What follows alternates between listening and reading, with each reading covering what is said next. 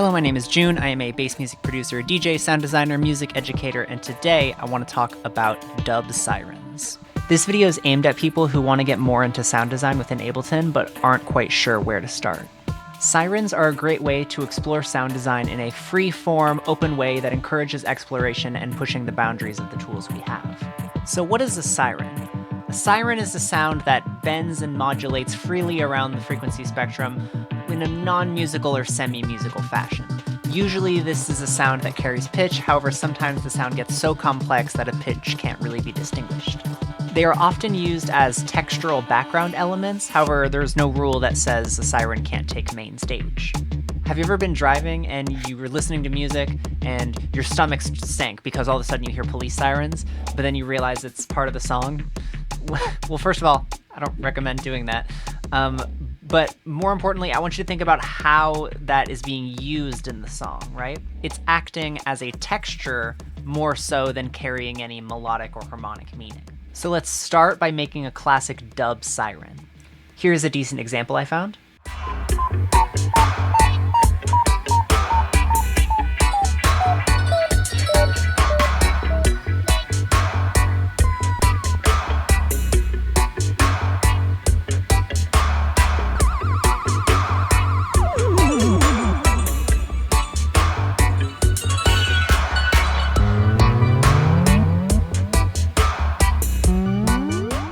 So let's try making one of these. I am going to grab an operator.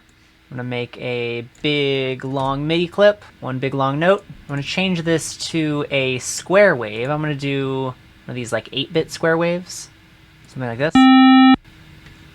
Maybe even less, 6. Sure.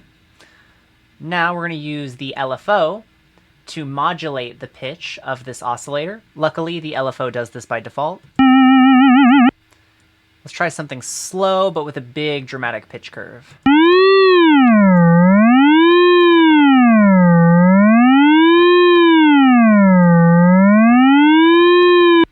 And then we can add a delay.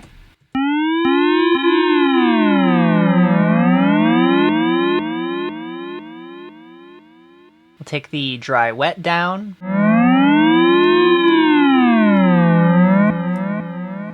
Then we can do something like have the sound fade in and fade out slowly.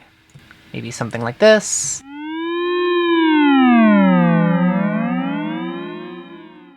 So this is a very straightforward example. You know, there's all sorts of other stuff you could do. Instead of using a sine wave to modulate the oscillator, you could use a square wave. And then taking the rate up would give you something like this. You know, maybe make it a short note. And let that delay tail carry it out. Maybe I can modulate the pitch with the LFO and the pitch envelope. Something like this.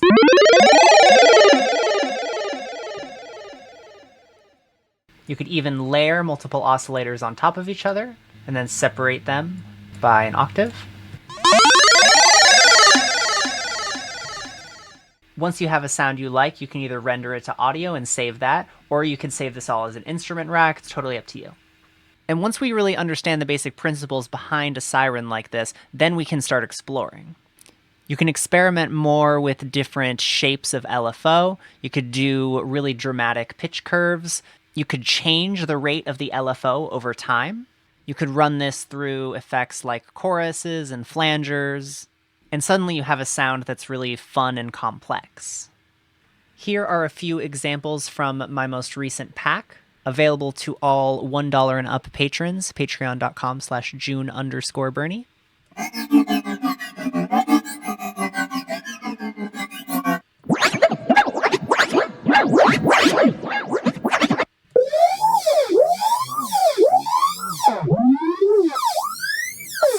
Here's a little example of how I might actually use this in a track.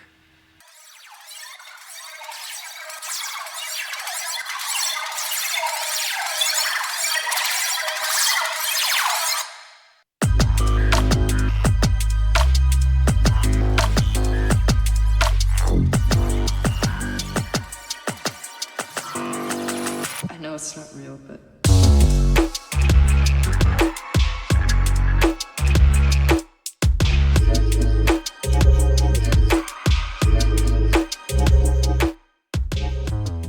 So now you understand the basics of how to create kind of a classic dub siren. Let's try to turn it into something more fun, experimental, and interesting. We'll do a fresh instance of operator. Again, a big long note. This time, I'm going to use a square wave for oscillator 1. And then in oscillator 3, not oscillator 2, I'll explain that in a second, I'm going to use a sawtooth wave. Make sure the sustain is up for both of them. And now, I'm going to use the LFO to crossfade between oscillators A and C. So now the LFO is crossfading between those two oscillators. Since operator only has one modulation source, I'm going to use the shaper device. And I'm going to use this to modulate the filter. I'll do a notch filter in this instance. We haven't even started messing with the pitch of the oscillators, and already we're getting something kind of cool. I'll use another shaper. This time I want to make something kind of strange and angular, but I'm going to smooth it out just a little bit. Next, I'm going to set both of these oscillators to the fixed setting so that they are unaffected by the MIDI input. And I'm going to map the pitch of both of them to the frequency of those oscillators. Okay, it's quite high pitched, so I'm going to take the depth down. I'm actually going to make it slower too. I'm going to tame some of those highs. Let me change the shape of this just a little bit. I think there's a fire truck going by right now. That seems very appropriate. Let's change that pitch curve a little bit. I'm going to smooth that out just a little bit more. Maybe make it even more wild. Turn the snap feature off.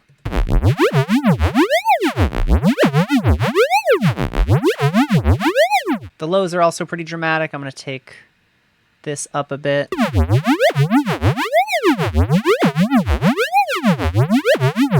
Maybe this time I'll just automate the rate of the LFO, have it increase and decrease over the course of this whole MIDI note in a semi-irregular fashion.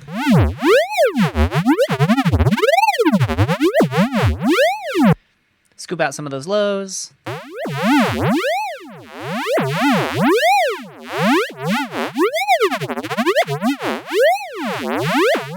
think I'm going to change the algorithm such that we can FM both oscillator A and C with B and D, respectively. Did I get that right? Yeah. Take the course up. Maybe I want another shaper device in here. Shaper is very fun, allows you to make really cool curves. Let's try something like this. Snap off, map that to oscillator B. Ooh, and I'm also going to turn the spread up. It's always something I forget to do with operator, and then the minute I turn it up, everything sounds so much better. Let's run this through a chorus. Maybe with a bunch of feedback. Maybe a bunch of feedback, put the dry wet down, and I'm going to modulate the rate around again with the automation.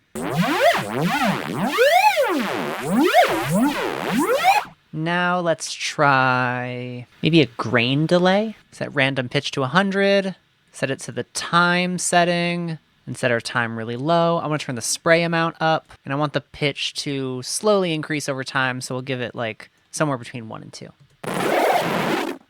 Ooh, I'll take the dry wet down. Maybe we'll take the frequency up as well.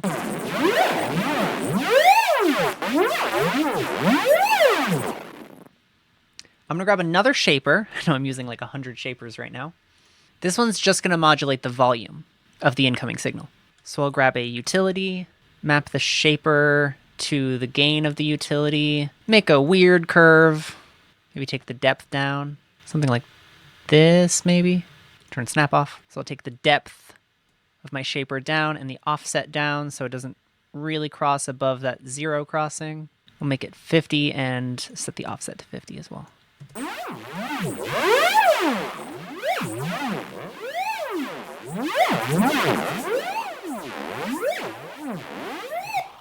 The change in volume of the incoming signal really helps the grain delay stand out a little bit, because we have those moments where you can just hear the delay.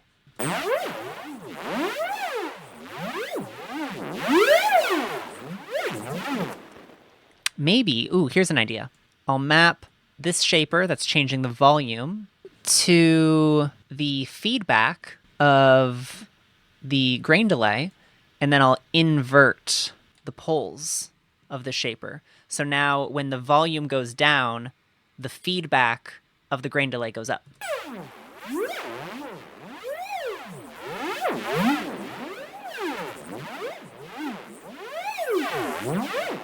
Maybe I'll do that to the dry wet as well, but make it like 100 to 50.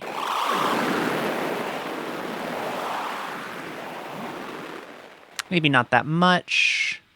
Maybe between like 60 and 20. Maybe even lower than that, 40 and 10.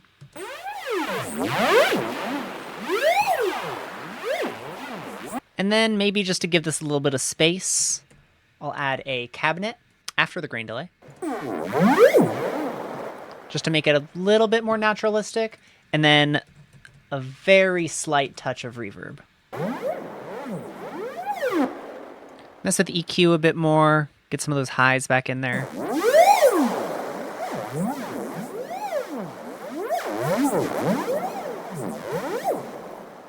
Maybe bring the EQ before the grain delay, so you don't get as much of that low rumble in there. And the last thing I'm gonna do is I think I'm gonna take this shaper that's bending the pitches around, I'm gonna take the rate up. Or maybe even have it change over time a little bit with automation.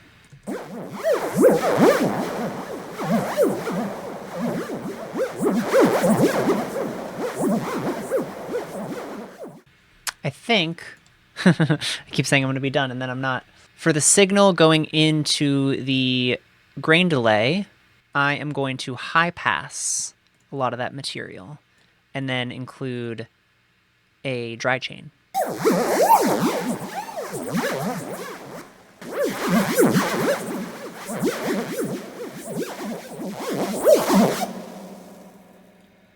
So that is it for this tutorial. It was a pretty simple one, but hopefully this gives you ideas to start exploring.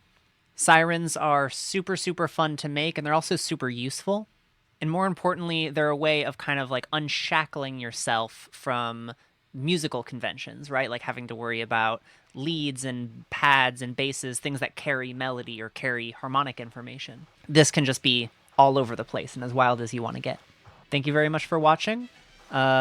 Like, comment, subscribe, do all that. If you are interested in private lessons, you can email me here. I teach production and sound design as well as guitar. So if that interests you, feel free to get a hold of me.